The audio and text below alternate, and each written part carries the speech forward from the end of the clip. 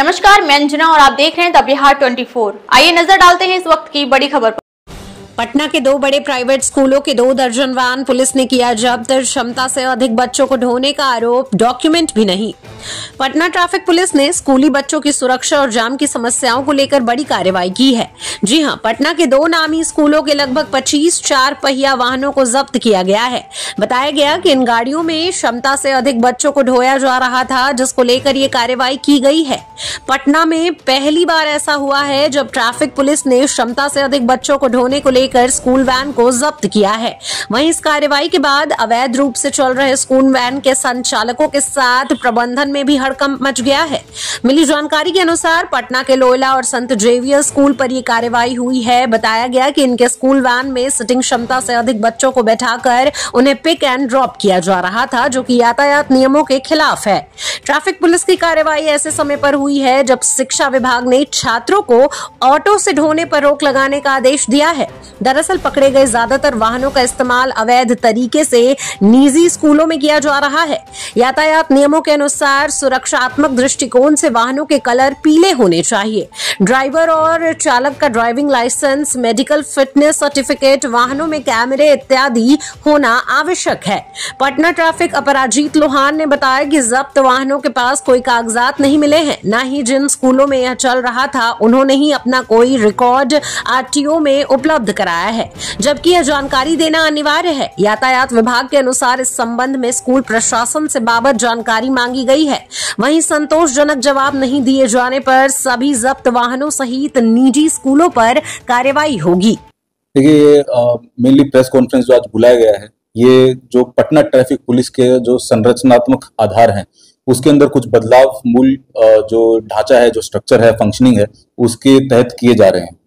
इसके अंदर जो ये जरूरत हमारे को पड़ी है वो इसलिए है क्योंकि जैसे आप सब लोग जानते हैं कि पटना शहर जो है वो तेजी से बढ़ती आबादी तथा वाहनों की संख्या यहाँ पे लगातार बढ़ रही है, जिसके कारण यातायात की व्यवस्था जो है उसको जब तक हम लोग विकेंद्रीकरण उसका नहीं करेंगे, जो कि मतलब डिसेंट्रलाइजेशन जब तक नहीं होगा, तब तक वहां पर जो लोगों की अकाउंटेबिलिटी है, उनकी जो ड्यूटीज है, उनके दायित्व है, उनके ऊपर अगर क्लोजली माइक्रो मैनेज करके नजर नहीं रखा जाएगा तो उसको सुधार लाना उसके अंदर काफी मुश्किल है।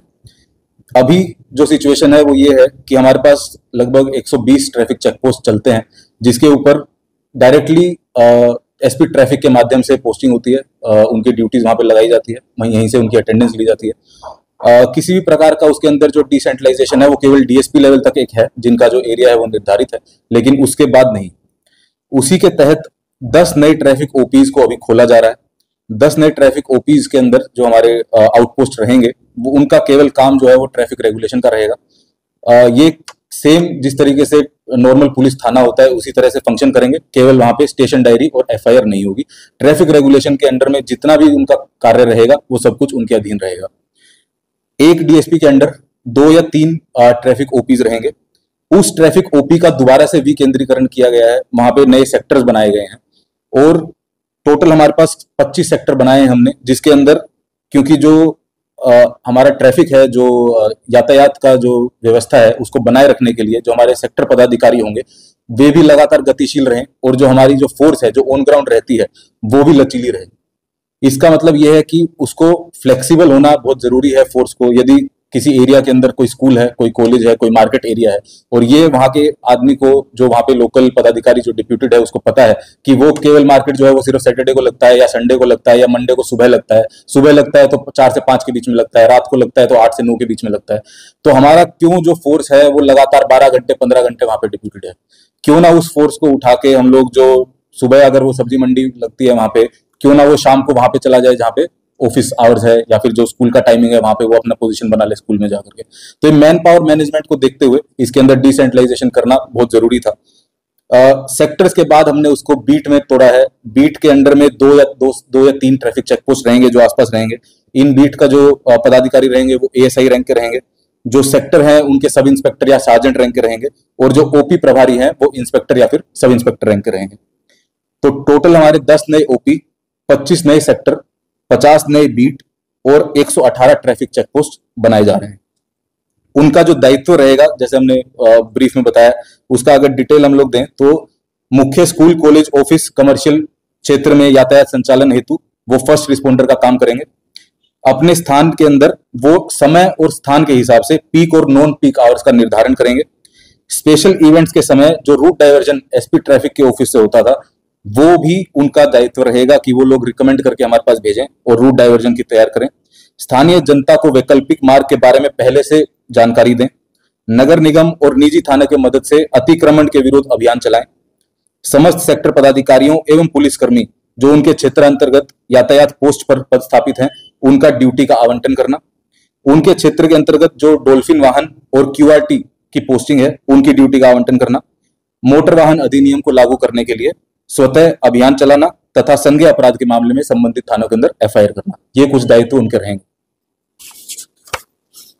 ये जो 10 नए ट्रैफिक ओपी हैं, उसकी उनका हम नाम भी बता देते हैं। एक होगा कोतवाली यातायात ओपी, दूसरा राजीव नगर यातायात ओपी, तीसरा मीठापुर यातायात ओपी, चौथा पत्रकार नगर यातायात ओपी, पांचवा 0 माइल यातायात ओपी, छठा खगोल यातायात ओपी, सातवां एयरपोर्ट यातायात ओपी, आठवां पीरभोर यातायात ओपी, नौवां सुल्तानगंज यातायात ओपी और 10वां बीटा यातायात ओपी। ये सभी थाने में रहेंगे या थाने के बाहर बनाए गए? देखिए, जो इनके कार्यालय हैं वो भी हम लोगों ने डिटरमाइन कर लिए हैं। काफी सारे जो ओपीज हैं, लगभग 10 में से 7 हमारे जो ओपीज हैं, वो जो ऑलरेडी वहां पे थाना चल रहा है, संबंधित थाना, उसके अंदर या तो 1 फ्लोर या फिर 2 या 3 जो रूम है वो खाली करा दिए गए हैं। वहां पे उनका कार्यालय चलेगा। जहां पे हमारे को अभी जगह नहीं मिली है, वो हमारे यातायात संचालन जो हमारा चलता है गोलघर के पास से, वहां से उनका जो ऑफिस है वहां से चलेगा। क्या सर पर्याप्त मात्रा में उनको वाहन और फोर्स की उपलब्ध करा दी गई है ओपी में? इसके अंदर जो ओपी है वो जैसे मैंने बताया कि वो थाने के हिसाब से चल रही हैं। तो जो थाने के ऊपर रिसोर्सेज होते हैं कि वहां पे कम से कम 2 गश्ती गाड़ियां, जिसके अंदर एक जो हमारे रेगुलेशन की गाड़ी है वो रहेगी, साथ में एक डॉल्फिन गाड़ी रहेगी। उसके अलावा जो सेक्टर पदाधिकारी है, उन सभी लोगों को बाइक जो है वो आवंटित कर दी गई है ताकि वो लोग भी लगातार गतिशील रहें। तो एक ओपी के अंदर कम से कम 2 सेक्टर पदाधिकारी हैं, तो 2 बाइक वहां पे हुई। साथ ही साथ 2 क्यूआरटी भी वहां पे दी जा रही है, जिसको हमारे जो पुलिसकर्मी है वो चलाएंगे। तो 4 बाइक टोटल वहां पे होगी। इसी तरीके से अगर ओपी बड़ा है तो वहां उसके अंदर में 10 ट्रैफिक चेक पोस्ट आ रहा है। अगर कोई ओपी छोटा है तो उसके अंदर में 6 से 7 ट्रैफिक चेक पोस्ट आ रहा है। उसी हिसाब से एक ट्रैफिक चेक पोस्ट पे अगर हम 1-3 का बल मान के चले तो हमारा जो टोटल ओपी मतलब जो स्ट्रेंथ है, ओपी की स्ट्रेंथ, वो 40 से लेकर के 65 के बीच में।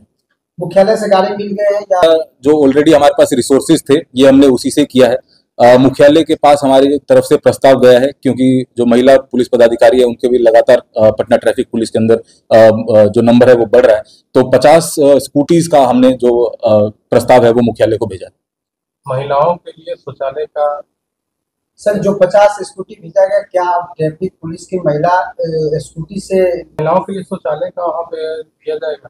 तो ये इसके अंदर ट्रैफिक चेक पोस्ट जो 118 है, उसके अंदर जैसे पहले प्रेस कॉन्फ्रेंस में हमने बताया था कि जो 54 चेक पोस्ट हमने निर्धारित किए हैं पटना शहरी क्षेत्र में, उसके ऊपर लगातार काम किया जा रहा है कि वहां पे जो मूलभूत सुविधाएं हैं महिलाओं के लिए, चाहे वो शौचालय हो, पीने का पानी हो, शेड हो, बैठने की जगह हो, वो उसके ऊपर लगातार काम किया जा रहा है। नगर निगम एवं अन्य डिपार्टमेंट के साथ हम लोग काम कर रहे हैं।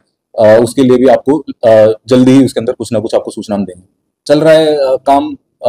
ऑलरेडी आज ही इसके अंदर जो हमारा विशेष अभियान है वो चला है, जिसके अंदर हमने 2 स्कूल्स की लगभग 25 गाड़ियां हमने आज जब्त की हैं, जिसके अंदर जो बच्चे थे वो ओवरलोडेड थे।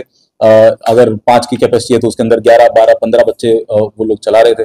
साथ ही साथ उन जैसे जैसे उन गाड़ियों को हमने जब्त किया तो उनके जब कागजों का हमने वेरिफिकेशन किया तो काफी सारी गाड़ियों का इंश्योरेंस फेल था। बहुत ही कम गाड़ियों को परमिट मिला हुआ था स्कूल के अंदर ऑपरेट करने का। जो ट्रांसपोर्ट डिपार्टमेंट की तरफ से अधिसूचना जारी की गई है, उसके अंदर ये भी है कि जो बसेस चलेंगी उसका स्कूल के साथ में उनका एक बॉन्ड होगा। वो किसी के पास भी बॉन्ड पेपर नहीं था। किसी भी गाड़ी में जीपीएस नहीं लगा हुआ था, सीसीटीवी नहीं लगा हुआ था। ये भी ट्रांसपोर्ट डिपार्टमेंट की जो अधिसूचना है उसके अंदर ये निर्देश दिए गए हैं। तो उसके ऊपर भी हमारा काम जो है लगातार चल रहा है। क्या सर आप करेंगे? देखिए, हमने अभी शो कोज किया है 2 स्कूल के प्रधानाचार्यों को कि वो हमारे को जवाब दें उनके द्वारा किन किन जो निर्देश हैं उनका फॉलो किया जा रहा था या नहीं किया जा रहा था। जैसे ही वो हमें जवाब बना करके देते हैं, यदि उनका स्पष्टीकरण हमें सही नहीं लगता है तो उस विधि सम्मत उसके अंदर कार्रवाई की जाएगी। 3 व्हीलर्स के ऊपर एकदम 100% कंप्लीट बैन है। वो हमारे हाथ में भी नहीं है, वो बिहार सरकार का नोटिफिकेशन है। उसके अंदर ये लिखा हुआ है कि जो स्कूल का जो परिचालन है स्कूली बच्चों का, वो 3 व्हीलर में नहीं होगा। उसके अंदर 4 व्हीलर के अंदर अलाउड है, बट उसके अंदर भी काफी सारी कंडीशंस है कि वो 4 व्हीलर्स, पहली बात तो कमर्शियल टैक्स उनको भरा होना चाहिए। दूसरा, वो जो वाहन है वो येलो कलर के होने चाहिए। उनके अंदर ग्रिल लगी होनी चाहिए ताकि बच्चे अपना हाथ या फिर सिर बाहर नहीं निकाल पाए। उसके अंदर जो अटेंडेंट है और जो ड्राइवर है उनका फिटनेस सर्टिफिकेट हर 6 महीने में होना चाहिए। उनका कैरेक्टर सर्टिफिकेट आपको स्कूल जो संबंधित थाना है वहां से लेना है कि वो किसी ना किसी अपराध के अंदर पहले से संलिप्त नहीं है। तो काफी सारे उसके अंदर अधिसूचनाएं हैं, वो हम लोग कोशिश कर रहे हैं कि सब कुछ 100% तरीके से फॉलो हो ताकि जो बच्चे हैं वो सुरक्षित रहें। सर मेरा सवाल, बिल्कुल, हमने स्टार्ट आज से किया है और ये लगातार अभियान चलता रहेगा। किन स्कूलों पर ये कार्रवाई की है? आज हमने 2 स्कूल्स के ऊपर एक कार्रवाई की है, सेंट जेवियर्स हाई स्कूल और लोयला हाई स्कूल। हाँ, तो इसके अंदर डीटीओ साहब के पास से हमारा जो प्रस्ताव था वो आया था। उसके अंदर उन्होंने हमें बताया कि क्या क्या उसके अंदर हमें और उनको इन्फॉर्मेशन देनी है। वो इन्फॉर्मेशन भी हमने उनको दे करके 2 दिन पहले सैटरडे को दे दिया है। उसके अंदर रजिस्टर्ड पोस्ट के माध्यम से, जो पहले ये सोचा जा रहा था कि डायरेक्टली जो है जो गाड़ी का नंबर है वो जिस आदमी का जो मालिक है उसका लाइसेंस जो है वो हम लोग निकाल पाए, लेकिन एम परिवहन ऐप के ऊपर वो संभव नहीं हो पा रहा था, डीटीओ साहब के द्वारा बताया गया।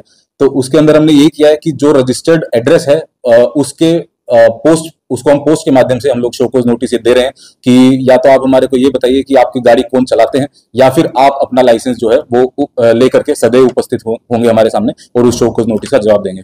जब वो लाइसेंस लेकर के आएंगे उसको उस अनुज्ञप्ति का नंबर हम लोग भरते हुए डीटीओ के पास दोबारा से भेजेंगे और डीटीओ साहब उसके अंदर अपनी जो आगे की कार्रवाई है वो करें। 14 डेज का हमने उसके अंदर टाइम दिया। टोटल कितने? 5,000। अब तक के लिए बस इतना ही, फिर मिलते हैं कैसी ही बड़ी खबर के साथ। तब तक के लिए नमस्कार और देखते रहिए द बिहार 24।